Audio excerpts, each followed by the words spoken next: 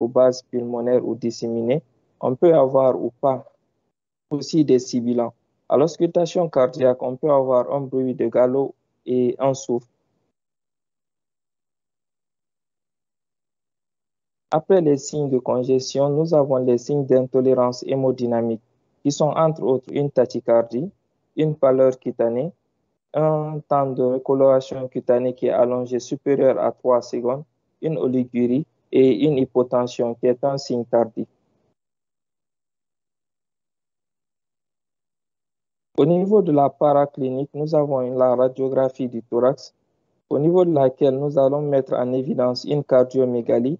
Et pour parler de cette cardiomégalie, il faut obligatoirement calculer l'indice cardiothoracique qui, lorsqu'il est supérieur à 0,6 sur le nouveau-né, et lorsque l'indice cardiothoracique est supérieur à 0,55 chez le nourrisson, on parle d'une cardiomégalie.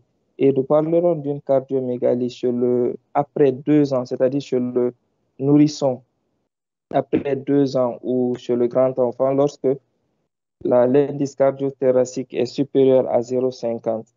Donc, toujours au niveau de la radiographie du thorax, nous pourrons faire l'analyse de la silhouette cardiaque et de la vascularisation pulmonaire. Cela permet d'orienter également le diagnostic. Lorsque nous avons des opacités des champs pulmonaires, on peut avoir des opacités des champs pulmonaires en cas d'hyperdébit pulmonaire ou d'œdème, une hyperclarté des champs pulmonaires en cas d'hypodébit pulmonaire. Toujours au niveau de la radiographie du thorax, nous avons là une image euh, où nous avons la présence d'une cardiomégalie. Donc, l'indice cardiothoracique, pour le calculer, il faut savoir que c'est le rapport de rayon maximal de la silhouette cardiaque à gauche que nous avons là avec une flèche que nous avons nommée G et le rayon maximal de la silhouette cardiaque à droite du rachis. Nous avons là la flèche D, le tout sur le diamètre transverse maximal thoracique. Donc là, c'est qui se traduit par la ligne rouge. Donc c'est le produit, l'indice cardiothoracique est égal à G plus D sur T.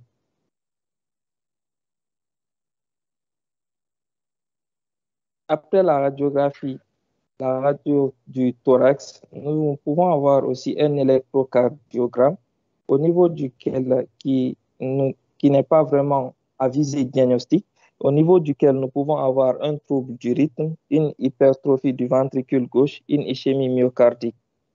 Et après l'électrocardiogramme, nous avons une échographie cardiaque qui pose vraiment le diagnostic de l'étiologie.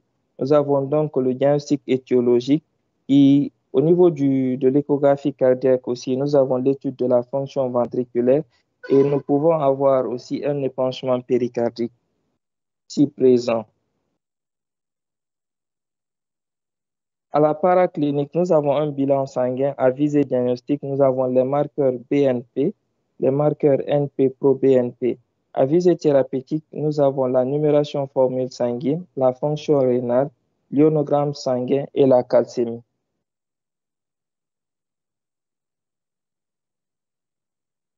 Ici, nous avons la classification des signes fonctionnels et la classification de Roche où à la classe 1, l'enfant est asymptomatique.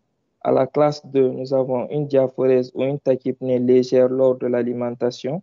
À la classe 3, nous avons une tachypnée marquée ou une diaphorèse au cours de l'alimentation chez les nourrissons. Une dyspnée marquée chez le plus grand enfant. À la classe 4, nous avons une tachypnée, un grognement ou une diaphorèse. Toujours dans la classification, nous avons la classification de la NIA, aussi qui est à 4 niveaux, c'est-à-dire à 4 classes. À la première classe, lorsque la cardiopathie est sans limitation de l'activité physique, les enfants d'âge scolaire participent à l'éducation physique et ont la même performance que les autres enfants. Donc, nous avons la classe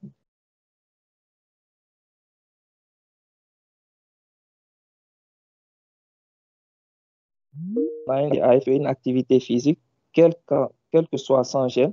Les symptômes sont présents au repos et s'exacerbent lors de tout effort. diapo.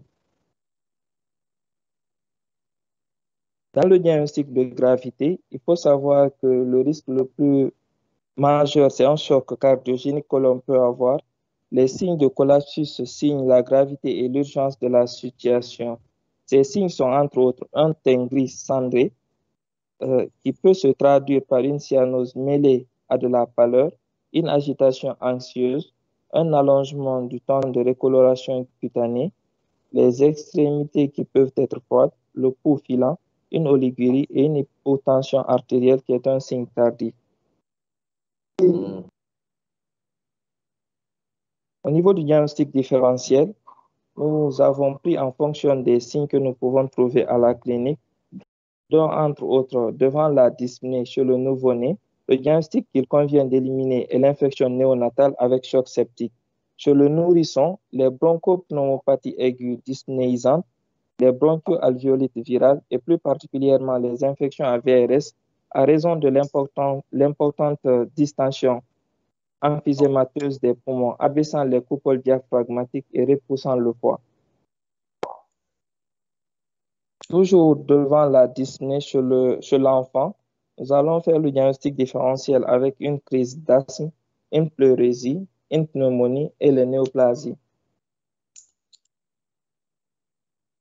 Devant les œdèmes, nous allons faire le diagnostic différentiel avec les œdèmes de type rénal et des œdèmes de type nutritionnel. Devant un gros cœur radiologique, nous allons faire le diagnostic différentiel avec une image thymique, un cliché en expiration, un décubitus dorsal, une asymétrie ou une mauvaise incidence. Dans le diagnostic étiologique, en période postnatale immédiate, les causes que nous pouvons évoquer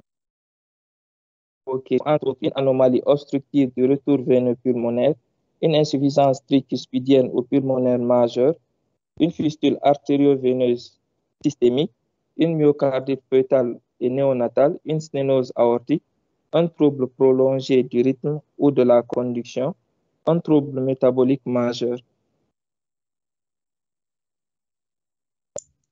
Au cours de la première semaine de vie, nous pouvons penser à un canal artériel du prématuré, c'est-à-dire une persistance du canal artériel, une coartation de l'aorte, une hypoplasie du cœur gauche, une transposition des gros vaisseaux.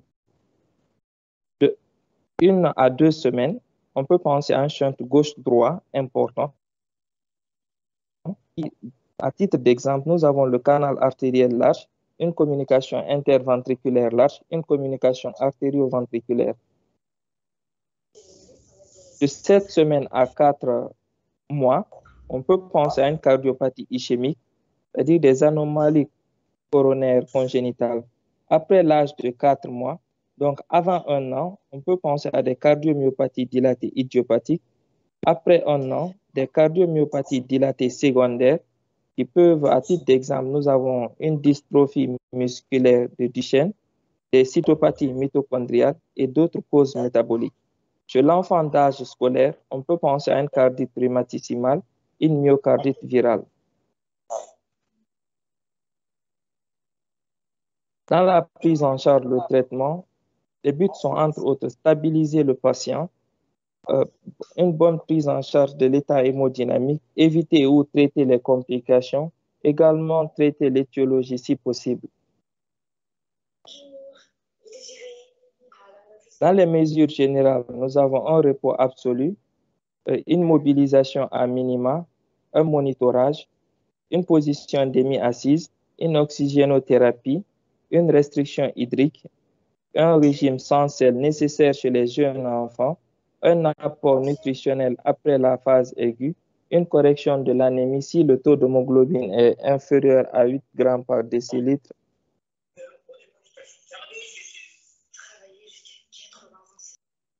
Le traitement médicamenteux, nous avons en première ligne les diurétiques, à savoir le furosémide, l'azélix 1 à 2 mg par kg en IV direct en 3 prises. Il faut savoir que les diurétiques permettent de diminuer les signes congestifs par augmentation du débit de filtration glomérulaire. Et il faut se méfier des désordres électrolytiques et avoir